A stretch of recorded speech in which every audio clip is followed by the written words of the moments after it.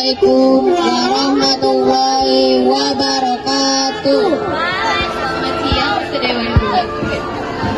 Dewan Juri. Kau tuh di sana tempat kami baru agak tiga baru aku bertutur dari kelas 83. Kami beranggotakan 5 orang. Saya Istiaro. Saya Zara Claudia. Saya Rangga Rahman. Saya Bintang Febrian. Kami akan membawakan cerita yang berjudul Legenda Putri Cermin Cina. yakni cerita dari Jambi loh. Cerita ini ditulis oleh Ilsa Dawita Putri Soraya dan diterbitkan oleh Badan Pengembangan dan Pembinaan Bahasa. Jadi, duduklah Manis ya. pasang telinga dan dengarkan baik-baik cerita dari kami. Pada zaman dahulu di Jambi terdapat seorang raja yang bernama Sultan Mambang Matahari. Raja ini memiliki 2 orang anak. Anak pertamanya bernama Putri Tuan Muda Selat dan anak keduanya bernama Putri Cermin Cina.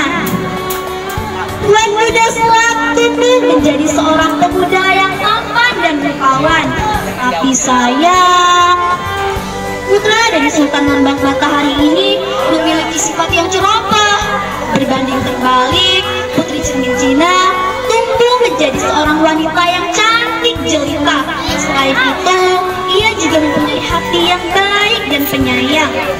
Pada suatu hari, tiba-tiba seorang bulu balang datang menemui Sultan Mambang Matahari.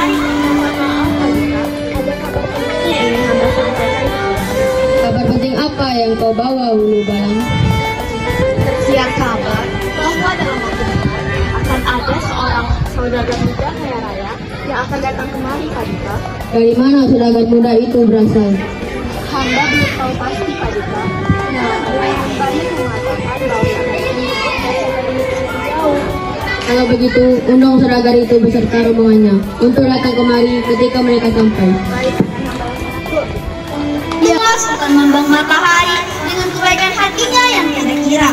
Pada keesokan harinya, Sultan Mambang Matahari langsung memberitahukan tentang tadi kepada putrinya.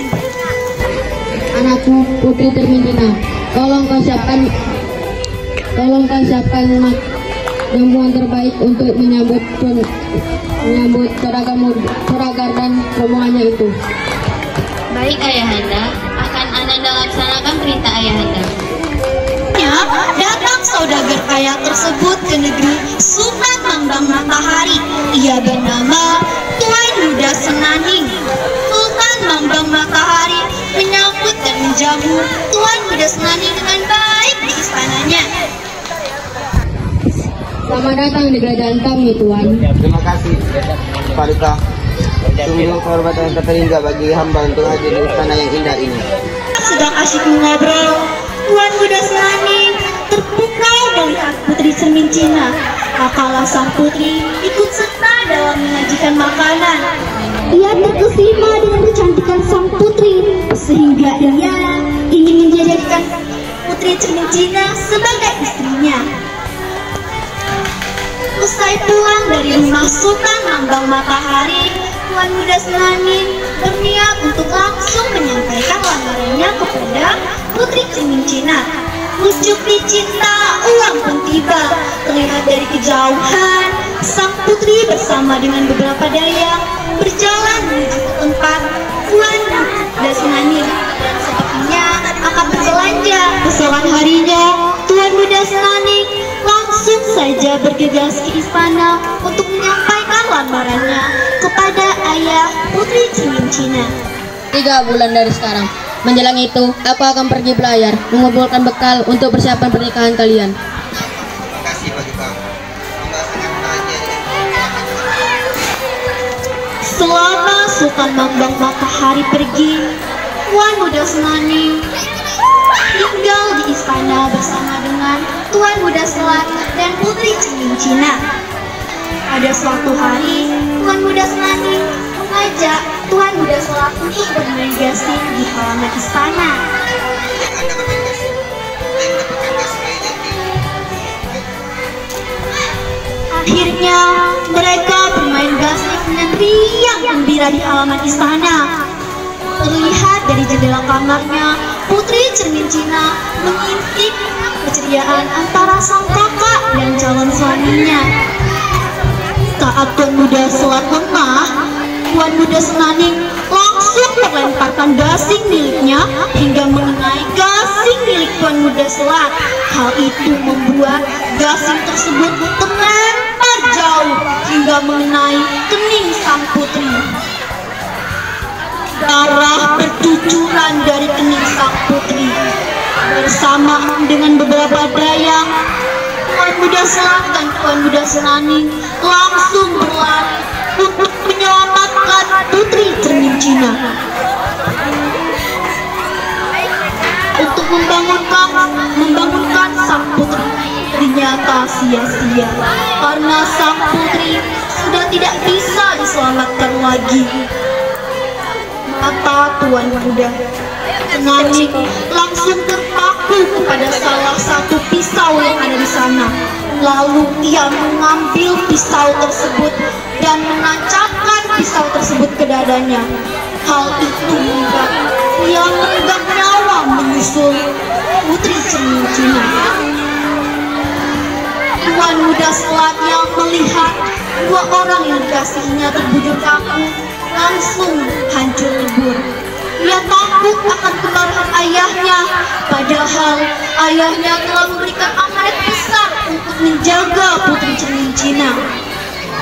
Akhirnya Tuan Muda Selat bersama dengan beberapa pengikutnya yang tersisa pergi meninggalkan istana.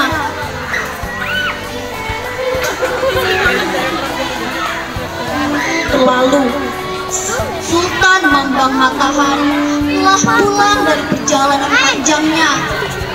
Ia begitu heran karena melihat istana begitu lenggang dan sunyi. Lalu ia bertanya kepada salah seorang yang ada di sana.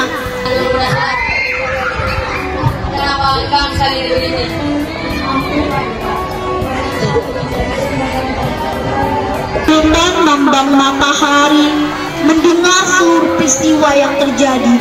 Hatinya hancur mengetahui bahwa sang putri telah pergi untuk selama-lamanya.